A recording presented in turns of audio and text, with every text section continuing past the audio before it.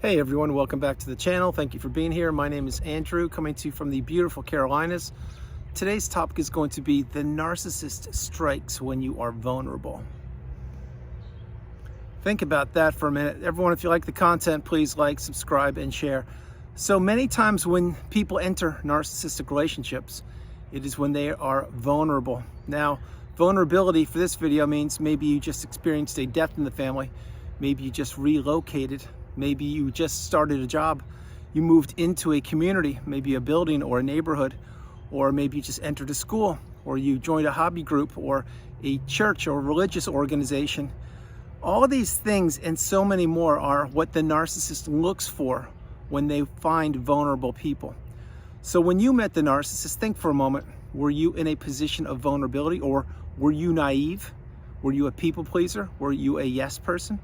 Did you have boundaries? Did you believe that most people on the planet thought the way you thought and most people had your best interest at heart? You probably did. Now, along comes the narcissist, and what did they do, or what do? They look for unsuspecting people, empaths at times, if you will, and they want to get close to these people, and I'm sure that you are no different. When you entered that relationship, the narcissist probably sold you a bill of goods. Maybe it was a romantic relationship, and the narcissist back then, of course, you didn't know they were a narcissist, but they would tell you, yes, I want to create a family, I want to start a new life, I want to move away, I want to get a good job, I want to go to college or grad school, and I want to do this all with you, and let's plan our future together. They would say things like that, and they're doing it right now all over the planet. And what the other person, which was you, the unsuspecting person, the naive perhaps person, the person who doesn't even know that narcissism is prevalent on the planet, that person is believing in the mask of the narcissist. And they're believing that that person's words or their actions would match their words. Once the narcissist knew that they had you, example, you relocated, you put them through med school, you put them through law school, you had kids with them, you got married, you went into business or started a business for them, or loaned them money, or bought them things, or put their name on the mortgage, whatever you did, any of these things. Maybe you gave them credit cards and put credit cards in your name, but you had to pay the bill, but they had the credit card. All of these things and so many more. Once they knew they had you, that's when the dynamic of the relationship shifted. It's when the narcissist revealed themselves a little bit. They unglued the mask, if you will, little bit by bit, and they began to pull away from you, and they began to devalue you. Now, they knew this. They knew what to do because it is second nature to them. And the narcissist has a sixth sense, if you will, for finding people that will fall prey to the mask. But back then, when you were in the relationship, you thought that you found the perfect person or a great person to create a family with, or to raise kids with, or have kids with, be a family, whatever it was. And then once the narcissist heard those wedding bells, or once you relocated far away, most likely from your family or your support system, this is when the narcissist began to pull away from you and entered the devaluation stage. They now knew that you needed them. They now knew that you were in love with them, perhaps. They now knew that everything about you, they knew what made you tick. They knew about your hopes, your dreams, your aspirations, your goals, your plans, how much money you had, if you were gonna have an inheritance, if you were close with your parents or siblings, what your past romantic relationships were. All these things and so many more are what the narcissist does in the beginning of the relationship when they're administering the love bomb or the euphoric stage to you. They come at you from all different angles.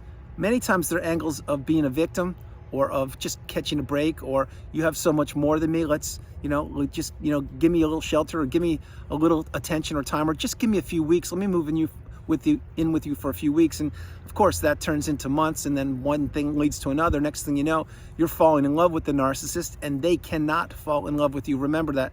The narcissist cannot fall in love with you or with anybody, which includes the new supply. But this is a pivotal point. That's when they knew they had you. That's when they knew they had their hooks in you. And that's when they began to devalue you, which I keep mentioning. And the reason why is because when you are in the devaluation stage, you're in a place that is foreign to you. And then again, the whole narcissistic relationship was foreign to you. You now know it inside and out, and you now know the definitions, the terms, and the glossary of words of the abusive definitions that the narcissist uses in these relationships, which include gaslighting, stonewalling, smear campaign, triangulation, object constancy, rage fits, projection, mirroring, all these things. But you know these things now, but back then you didn't. And when you didn't know that, you were being devalued more and more. And the narcissist not only was looking for your replacement, but they were having two sets of rules. And please play this part of the video more than once. In most narcissistic relationships, let's focus on the romantic, but it doesn't have to be. It can be sibling, mom, dad, aunt, uncle, whatever you want. There are two sets of rules. The first set of rules apply to you, which means you need to listen to the rules that the narcissist forces upon you, which means what is good for them is good for them. What is good for you, it doesn't count. It doesn't matter. The narcissist doesn't care about you. They don't care one bit about you as a human being. What they care about is what you offer, what you provide, how you make them feel. This is why when you're in these relationships, the two sets of rules are this. The narcissist will do whatever they want. They will promise you the sun, the moon, the stars, and everything, and they will do whatever they want. They won't come through with that promise because the narcissist is an empty shell. They're hollow. There's nothing to them. There's no substance to them. What they need is a host to feed off of. And when you were in the relationship, maybe you were the walking apology. Maybe you were the unpaid helper. Maybe you were the errand person. Maybe you were the cook, the cleaner, the person that pays the bills, that straightens up the house, that provides things for the narcissist. Now, what does the narcissist provide for you?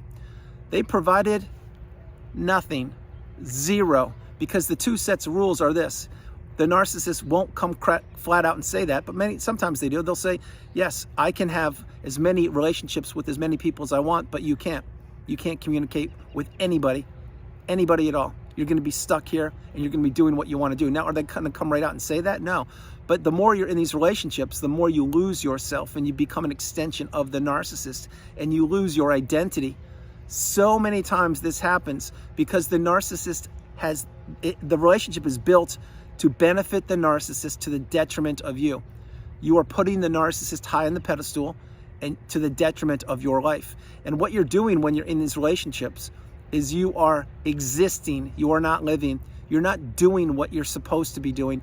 You're 100% offering yourself to the narcissist because perhaps you were caught up in the trauma bond. Maybe you still are. And that's one of the most challenging things to break free from, but you can do it. I did it. If I did it, you can do it. It will take time, a lot of time, but in your time, you will do it. Having said all those things, this is what the narcissist wants. They want a sounding board. They want someone to dump their toxicity on. They want someone to abuse and manipulate. They want someone to throw a rage fit on. They want someone, when the front door opens, to pepper them with abuse because their day did not go the way they wanted it to. Maybe they just got a demotion at work and they're not happy with that. Well, who's going to pay the price for that? Some people at work, but most likely it will be you because you're the person that was living with the narcissist. And if their day did not go well, and let's say there are 7 days in a week, maybe 6 or 5 did not go well for the narcissist because they need to regulate themselves. And if they can't regulate themselves at work or in the workplace, they will come home and dump it on you. That's what they do. That's why people go from romance to roommates. That's why people get trapped in these relationships because they don't believe there's something better for them outside in the world. Truth is, there are so many better things for you outside the world, and it starts with removing yourself from the narcissistic relationship, understanding that going no contact, blocking them, deleting them, removing them and all flying monkeys and people associated with your life is the path. If you can't do it now, I understand. Utilize gray rock, become dull and boring, choke out or starve the narcissist of supply. Don't give them your emotions. Don't tell them what you're doing, who you're with, who you're communicating with. Certainly don't tell them anything about an exit plan, and implement the exit plan when the timing is correct. But have a plan if you're still trapped in these relationships. Because going back to the thumbnail, you were vulnerable when you met the narcissist. Maybe you just started a job. Maybe that you looked at the narcissist and you felt bad for them. Maybe you weren't even attracted to them in the beginning, but they played you like a fiddle and they got close to you. Next thing you know, you're feeling sorry for them, or you're feeling guilty because you have more than they have, or you're an empath, so you don't want to see people go without. But you're doing this at a very large price tag, and it's called your life, your soul, your existence, your spirit, your energy, your empathy, and your love, and many times your finances. This is what the narcissist plays upon. They play upon your vulnerability. So let's say this. Let's say that you met the narcissist when you were vulnerable, and I'm almost certain you were. When that happened, what they did is they looked at you and came at you from, they looked Let's say that you had a death in the family, a passing in the family as an example. They use that as a way to get close to you and to begin to build a relationship with you. Maybe the relationship was simply a relationship of being there in comfort. And that relationship, maybe it turned into romance. Next thing you know, the narcissist is in your house or living with you. And how did this start? It started because you were vulnerable and you lost somebody in your life and they got close to you and they were there for you when you were crying and they learned about you and you guys bonded. Let me take that back. You bonded with them. They never bonded with you. The whole time the narcissist was wearing a mask. They were manipulating you and they were trying to get as close to you as possible to extract as much of your essence, of your resources as they possibly could. I go through that list almost in every video. I'm not going to do it tonight, but the point being is you were vulnerable when you met the narcissist. Maybe you're vulnerable right now. Maybe you're trying to break free from the narcissistic relationship. Maybe it's your mom or dad and you're finally trying to get out of underneath the roof that you're living with them. And if that's the case, again, have an exit plan and create it and develop it and execute it. But the whole point is the narcissist can't change. They won't change. They can't introspect. They won't be accountable. And they prey upon people who are vulnerable. This is happening all over the planet right now. All over the four corners of the planet. It's happening on planes, trains, automobiles. It's happening at get-togethers, barbecues. It's happening in religious organizations. It's happening in hobby groups. The narcissist looks for people that don't know their value and don't know their worth and don't know about narcissism and can't see the signs or ignore their intuition and instincts and don't pay attention to the red flags. And that's what they look for. They also look for empaths and they look for people who have not experienced the narcissistic abusive cycle. And my hope is that you haven't experienced the cycle, but I'm almost certain you did because you made it this far in the video. But understand how far you've come in life post-narcissistic relationship. Are you now where you were a year ago, 2 years ago, 3 years ago, 5 years ago? You're probably not.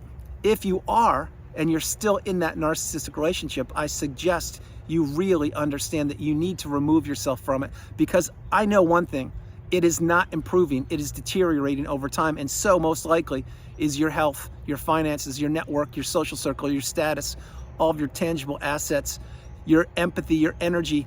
This is what happens. The narcissist drains people of themselves. The narcissist is a taker. They want to slowly, insidiously enter your life, become a part of it, flip the script, steal your beautiful bright light, steal your energy, and have all the toxicity dump into you and keep you trapped down in that devaluation stage. That is what they want to do. And they accomplish it for the body of that relationship until one day you get that light bulb moment. One day you find that needle in a haystack. One day you say, enough is enough. I'm not doing this. My health is really taking a hit. I don't have a network anymore. I've relocated 5 different states away, or a whole different country, or a whole different time zone away, and I am really isolated. I don't know how to get out of this thing. There is always a way to remove yourself from the narcissistic relationship. Again, develop an exit plan. I'm not going to go into depth on that with this video, but what I'm sharing with you is the narcissist looks for people who are vulnerable, people who are not that confident, and people who they can manipulate and twist the narrative around. When you entered the narcissistic relationship, think about this. I am almost certain the narcissist came at you and you were thinking you just found the best relationship you had entered until that point, because everything was puppies and rainbows. It was unicorns and sunshine. And then slowly, as the narcissist figured out who you were and what you wanted in your hopes, dreams, aspirations, they began to pull away from you, and the intimacy was withheld. The time spent together was certainly withheld. The future faking was administered. Everything that was happening there was not what it was promised to be to you in the beginning of the relationship. The narcissist knew that they had done their work and they had sunk their dirty fangs into you, and now all they had to do was slowly extract all of your resources. And they did this. They accomplished it. The whole point of that part of the video, what I'm sharing with you, is that's not good. It's not healthy.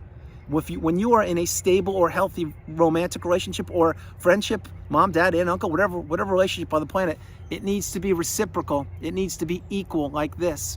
Yeah, sometimes one person will have 55% more and the other person will have 45%, and then the next time you'll have 55 and they'll have 45. But the point is you're hovering around 50-50. No relationship is perfect. The narcissistic relationship by design is built to be a 99% for the narcissist relationship, for the narcissist, and 1% for you, if that at best.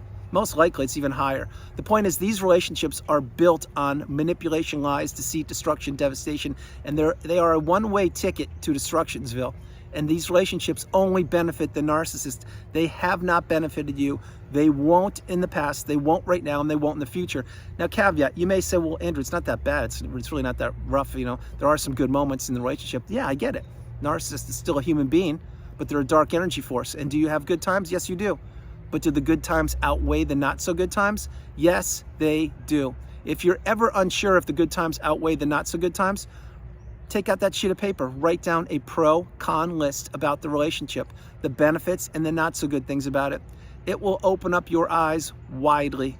You will understand that when you're in that relationship, yes, you were vulnerable. Yes, you turned over basically your whole life to the narcissist, and they had an opportunity to build you up, to be there for you when you were sick, to be there for you when you lost your job, to be there for you when you were going through challenging times. But what did they do?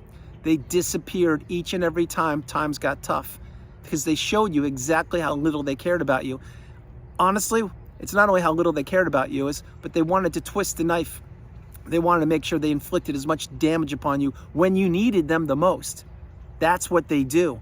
Think about this. If you were discarded, and if you were, my heart goes out to you, you probably were discarded around a holiday or your birthday or a special occasion or a loss in the family or a loss of job, or your health took a hit, or your finances they went to zero.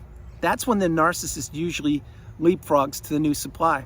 And they want to twist it so that you were the bad person and they are the victim. That's how they go from person to person, place to place, relationship to relationship, looking for vulnerable people, playing any which angle they need to get close to the new supply so they can go glom off that person for a period of time. And they want to leave you reeling. They want to leave you in a dark place. They want to trade places with you. Again, you're the beautiful, bright, shining light, like the sun up here. That's what you are. That's what I am. The narcissist saw this and they captured you for a period of time and they traded places with you. They kept you down low in the low vibrational state where they exist, and you believed it because you believed the mask. But once that relationship ended and you put yourself back together, you realize there are so many better days ahead. If you are on the path to the pinnacle of indifference, or if you've reached the pinnacle of indifference, the mountaintop of indifference, drop comments below. You know what I'm talking about. Post-narcissistic relationship, your life has improved massively. Your health has returned. Your sleep has returned. Your eating habits have returned. Your social circle has become much smaller, but you've weeded out flying monkeys and people who weren't there for you. You now have boundaries. You now had to find yourself all over again, because when you're in that relationship, you did have to lose yourself to find yourself. There is no more important statement on the planet than that in a narcissistic relationship. You have to lose yourself to find yourself once you've healed. And once you have healed, you will see the whole planet through a different set of eyes, because you've now conquered something that most people don't have the strength to conquer, and you've come through something that most people don't experience, or they can't wrap their head around what it is, and that's the narcissistic abusive cycle. So remember, if you're vulnerable now, or if you will experience vulnerability in the future, and we all will, understand that anybody who's offering too nice of a helping hand to you, they could be a toxic person. I'm not saying that's what everybody is by any means. I'm saying you've learned your lesson, or you're learning it. You're applying the tools, you're getting the wisdom, and you are understanding that you are the priority. You come first, second, and third. No longer do you put anybody above yourself. That's what you did in the narcissistic relationship. You no longer are the unpaid helper, the walking apology, the sounding board, or the person who is providing for a child trapped in an adult body. Everyone, that's the video. I hope you liked it. I loved doing it from the beautiful Carolinas. This is Andrew. Namaste. Have a great afternoon, evening, or morning, no matter where you are on the planet. You are not alone. Remember that. You are not alone. God bless you. I love you all. And I'll talk to you guys tomorrow. I hope you enjoyed the video. I loved it. New location. I'll talk to you guys. Bye.